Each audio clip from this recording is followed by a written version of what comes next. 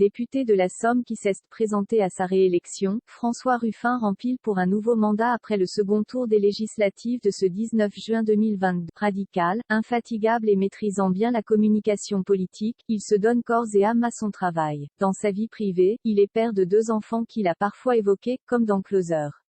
François Ruffin, député sortant et candidat de la NUP aux élections législatives dans la première circonscription de la Somme, est arrivé en tête au premier tour avec 40,09% des voix. Il est désormais réélu ce 19 juin 2022 avec 57,01% des suffrages exprimés au second tour contre 42,99% pour la candidate du Rassemblement national, Nathalie Ribéro-Billet.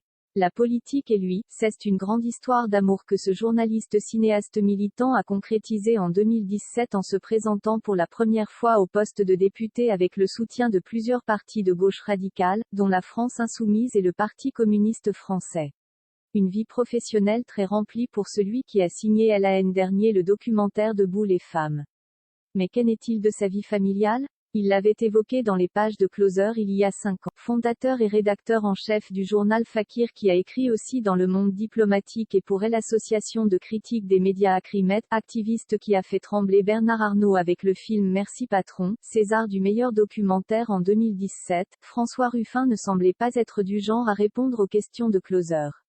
C'est mal le connaître puisqu'il a joué le jeu en août 2017, peu après avoir été élu député de la Somme, réclamant avoir le goût de l'aventure en étant interviewé par un magazine People plutôt que Libération. Dans son interview, François Ruffin revient sur le fait qu'il a été dans le même lycée qu'une certaine Emmanuel Macron à Amiens.